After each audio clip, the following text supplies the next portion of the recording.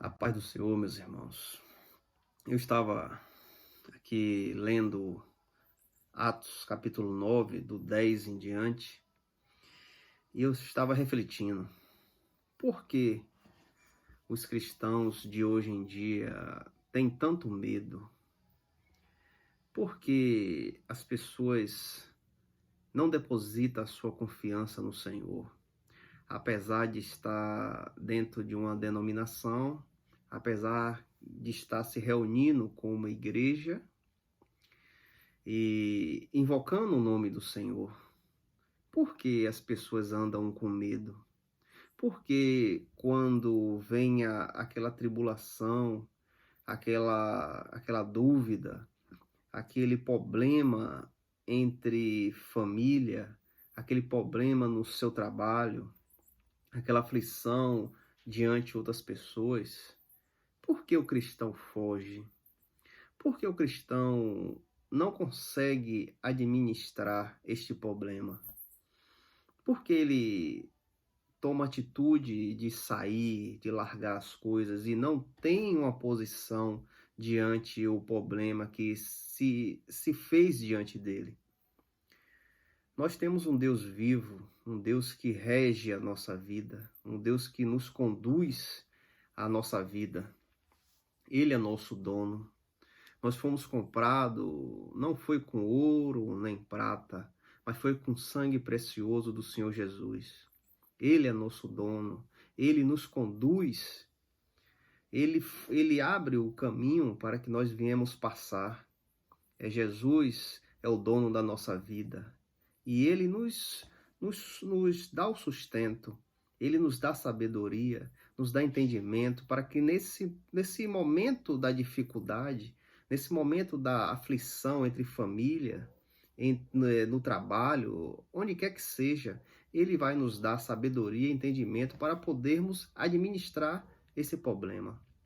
Mas as pessoas, eu não sei onde as pessoas, os cristãos, estão sendo edificados, porque nós temos um Deus que abriu o mar vermelho, nós temos um Deus que fez maravilhas no Egito, nós temos um Deus que tudo pode fazer.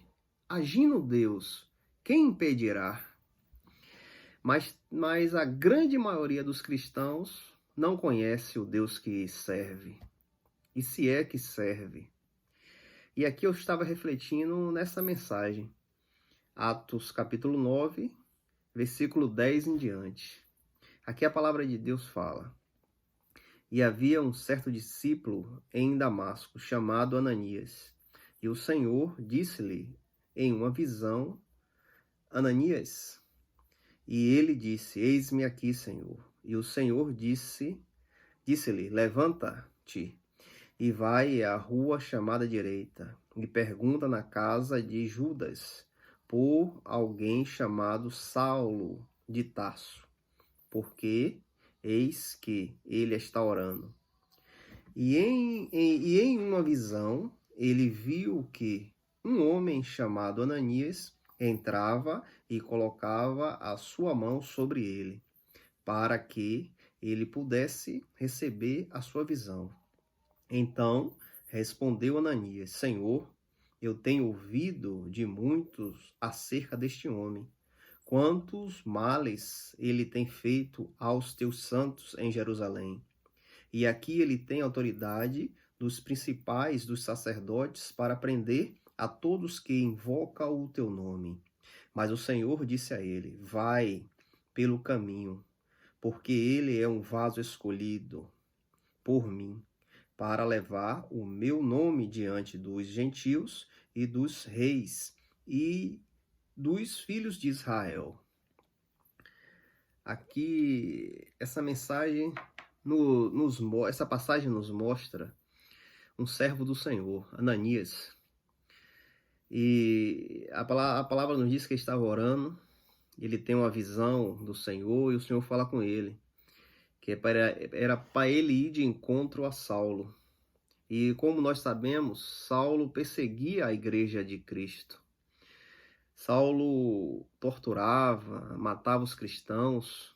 todo aquele que invocava o nome do Senhor, Saulo perseguia. E ele estava ali em Damasco para prender os irmãos.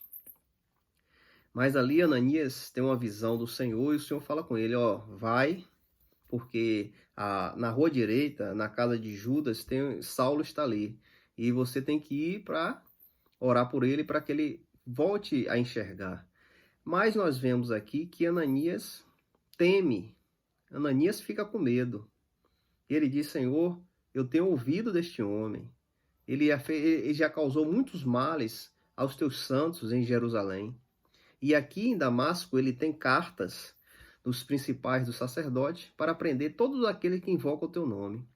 Ananias temeu, porque Ananias era uma pessoa comum, uma pessoa feita de carne. E ele temeu em chegar perto deste homem, um homem que era muito aclamado por estar perseguindo os irmãos. E ele ficou com medo, mas o Senhor ali fortaleceu Ananias.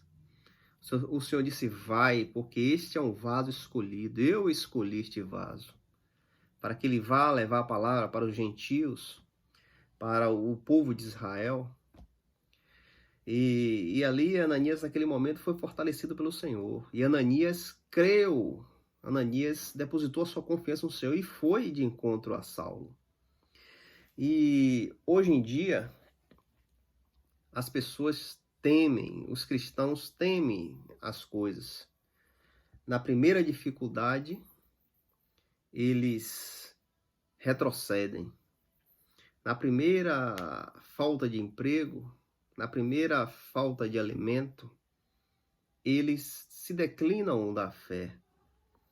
E eu fico olhando, fico pensando como essas pessoas estão sendo edificadas na presença do Senhor. Nós vemos que o nosso Deus não tem limites. Agindo Deus, quem impedirá? Nós sabemos também que o Senhor não nos deu um espírito de temor. Aqui em 2 Timóteo, capítulo 1, versículo 7. 2 Timóteo, capítulo 1, versículo 7. Aqui a palavra de Deus nos diz: Deus não nos deu o espírito de temor, mas de poder e de amor e de uma mente sã. O que é que a palavra nos diz? Deus nos deu um espírito de temor, um espírito de covardia. Ele não nos deu um espírito de covardia. Por que nós temos que temer as dificuldades? Por que nós não depositamos a nossa confiança no nosso Deus? Às vezes é um problema na família, uma falta de emprego, uma dificuldade dentro de casa, do alimento. E as pessoas se desesperam. Ela não aguarda no Senhor. Elas não têm a fé avivada para esperar no Senhor. Nós vemos que Elias, em um certo momento, foi afligido por Jezebel e Acabe ali, e Elias teve que sair da cidade. E Elias saiu e Deus falou com ele, ó, vai lá para o ribeiro de Queribe e fica lá.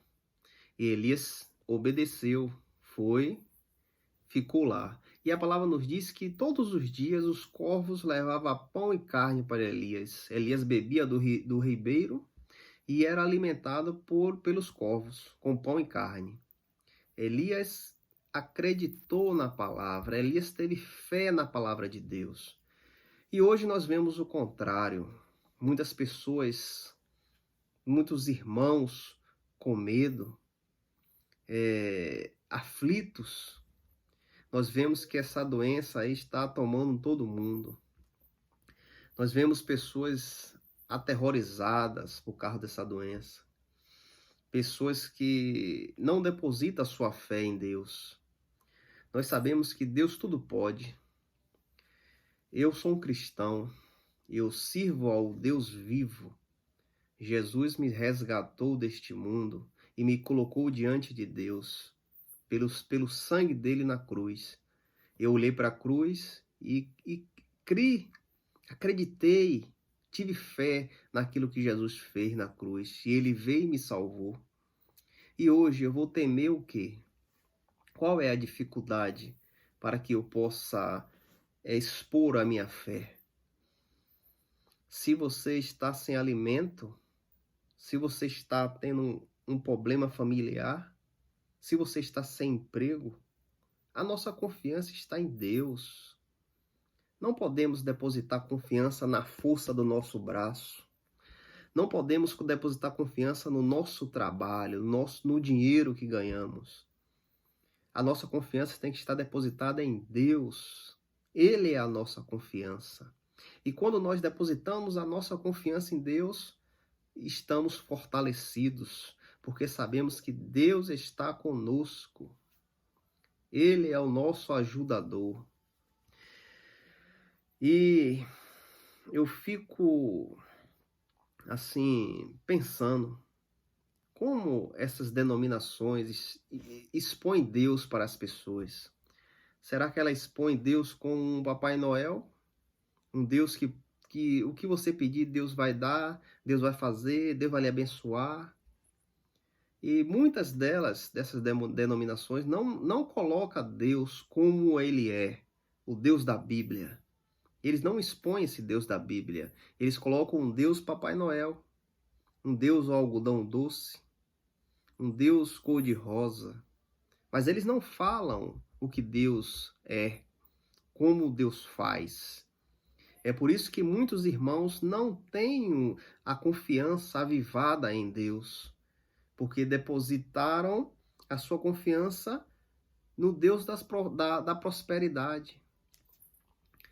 Um Deus que está aí só para te dar prosperidade. Ele não é o Deus que pode te dar cura. Ele não é o Deus que pode abrir a porta do seu trabalho.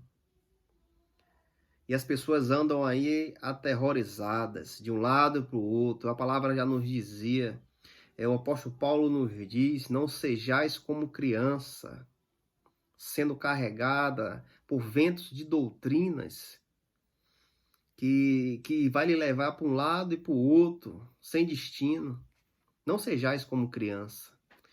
Depositais tua confiança no Deus vivo, no Deus de Israel. Depositai a tua confiança no Senhor Jesus, no Senhor da glória. Só Ele pode nos fortalecer. A doença está aí. Se eu for acometido desta doença e o Senhor quiser me levar, glória a Deus. Se também o Senhor quiser me dar a cura, o nome dele será glorificado em mim. Todos verão. Meus irmãos, nossa vida está na mão do Senhor. Ele é o dono da nossa vida, Ele faz o que Ele quiser. E quando nós depositamos toda a confiança nele, nós andamos por fé. Nós andamos por fé. E não há problema que não seja resolvido através da tua oração, através do teu clamor, das tuas súplicas ao nosso Deus. Meus irmãos, coloque a confiança em Deus. Entra no teu quarto, Jesus já nos falava, entra no teu quarto, fecha a porta e ora a teu Pai em secreto, que Ele te recompensará. Que essa mensagem fique no coração dos irmãos. Em nome de Jesus, amém.